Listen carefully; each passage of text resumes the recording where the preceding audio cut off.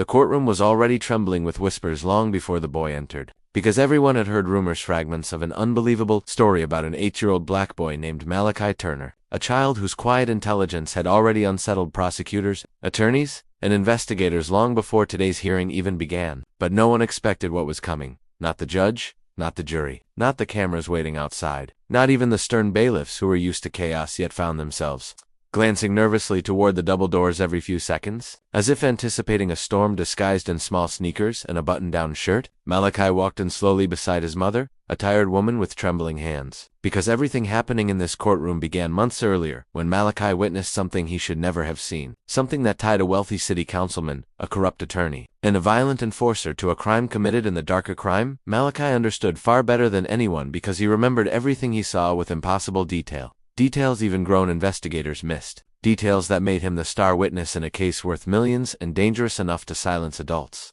But the boy refused to be silent. The judge, an old man known for being cold and unforgiving, leaned forward the moment Malachi approached the stand, narrowing his eyes because the boy's calm posture did not match his age. And the jury, 12 people who expected a frightened child, shifted uncomfortably when Malachi asked if he should adjust the microphone so his voice would be clear for the court record, his tone steady, polite, and astonishingly composed, making several jurors exchange startled glances. His mother squeezed her hands together in her lap, fear twisting in her throat, because she knew the people they were testifying against had power she could barely comprehend. But Malachi, the same child who used to mix cereal brands to test flavor combinations, had memorized every name, every movement, every date, every shadow from that night months ago when he watched a meeting behind the abandoned train yard. And when the prosecutor asked him to explain what he saw, he didn't hesitate for even a second. He spoke clearly, recounting how Councilman Draper arrived first, tapping his silver ring against the rail 3 times before the others joined him, how the corrupt defense attorney carried a brown envelope stuffed with money, how the enforcer known as Knox argued in a low growl about a missing ledger, and how they didn't know a child was hiding behind broken crates only 10 feet away, watching everything. The courtroom fell into a silence so thick it felt like a blanket smothering the air, because no one expected an 8-year-old to speak with the vocabulary of a trained legal intern, describing each event with precision, recalling exact phrases, recreating the sequence of negotiations like he had replayed the scene in his mind 1,000 times. Even the judge's pen froze mid-air, as Malachi repeated the phrase they overheard, "Tie up the loose ends before the audit hits," and then explained calmly that the phrase referred to the destruction of evidence, which seemed to shock the defense attorney so badly he nearly dropped his glasses. The prosecutor stood stunned for a second,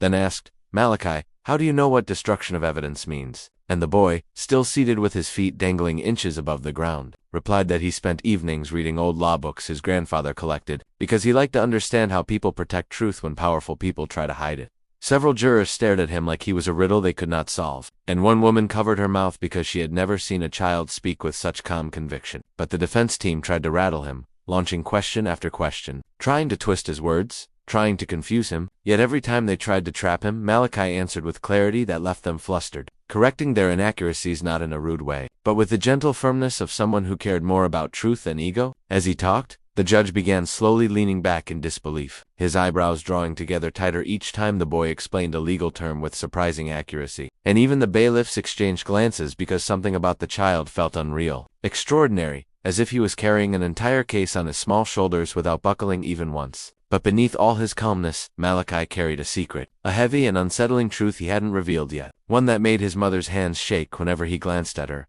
because she knew that once he said it aloud, their lives would change forever, and they might never be safe again. The courtroom tension grew thicker as Malachi recounted how Knox threatened to deal with the witness, not knowing the witness was a child hidden behind the crates, and how the argument turned violent when Draper insisted on burning records stored in his warehouse, leading to a heated exchange that ended with Knox smashing a crate so hard the entire stack nearly collapsed on Malachi, who barely escaped without being seen. The jury listened breathlessly, several leaning forward and hanging on to every word as the prosecutor asked Malachi how he could possibly remember so many details after so many months. And the boy simply replied that when something is wrong, when something feels dangerous, the mind remembers it differently, like a movie you can't stop replaying because you know if you forget even one part, someone might get hurt. A few people in the gallery whispered in awe, but not everyone was impressed, especially not Councilman Draper, seated with a stiff jaw and shaking leg as he watched the boy slowly unravel his empire with nothing but memory and truth. Draper's eyes darted toward the exit, toward the jury, toward the judge,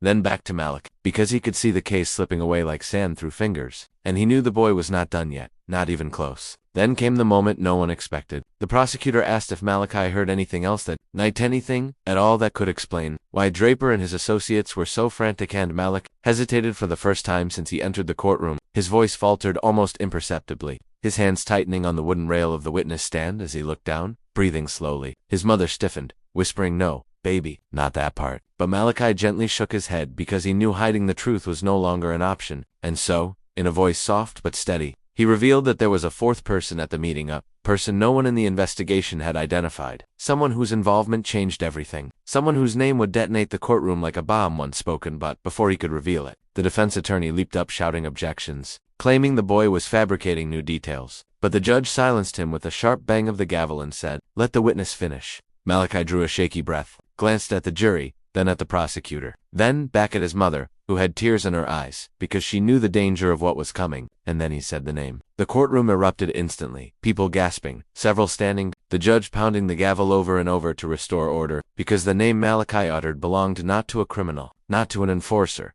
not to a corrupt lawyer. It belonged to someone inside the justice system, someone whose duty was to protect the truth, someone who was now tied to a conspiracy that reached deeper than anyone imagined. Cameras outside the building heard the commotion, and reporters rushed forward as chaos filled the hall, and Malachi swallowed hard, realizing he had just crossed a line there was no going back from. The jury sat frozen, stunned beyond words, because an 8-year-old boy had just exposed a conspiracy bigger and darker than any of them expected, and the judge, eyes wide for the first time in decades, leaned forward and whispered, almost to himself, "This child understands the law better than half the people in this room." Outside, storm clouds gathered, wind rattling the windows, as if the world itself sensed that Malachi Turner had just ignited something unstoppable, something that would decide not only the outcome of the trial but the fate of everyone involved, including the boy himself. And as the judge called for an emergency recess, the jury stared at the child in stunned silence, feeling the weight of everything he had unleashed. This was only the beginning.